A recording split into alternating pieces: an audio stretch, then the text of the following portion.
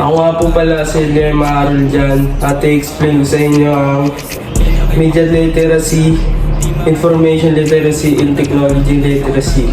Number 1. Media literacy. Definition nito ay ito ang kakayahan ng isang tao na maunawa, suriin at gamitin ng iba't ibang anyo ng media, kagaya ng TV, social media, radyo, dyaryo, pelikula, etc. Layunin nito ay maintindihan kung paano ma-impluwensya ang media sa pag-iisip at damdamin ng mga tao. Matututong mag-alisa kung totoo o mabisa isang media content. Halimbawa, kapag nanonood ka ng balita, hindi basta-basta tinatanggap ang info. Tinitignan kung balanse ba ang pagbabalita. Number 2. Information literacy.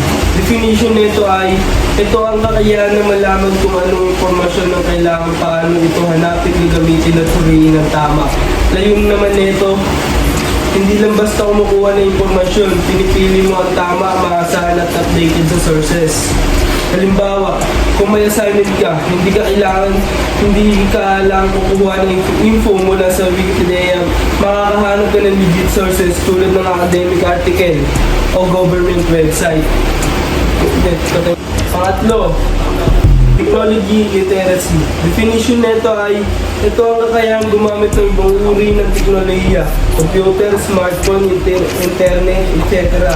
upang makuha, makalikha at makipagkomunikasyon ng impormasyon. Layunin nito ay gumamit ng technology ng responsible, epektibo at ligtas. Halimbawa, marunong kang gumamit ng Word para gumawa ng report, Google para sa research, at email para makipag-ugnayan sa mga teachers o classmates.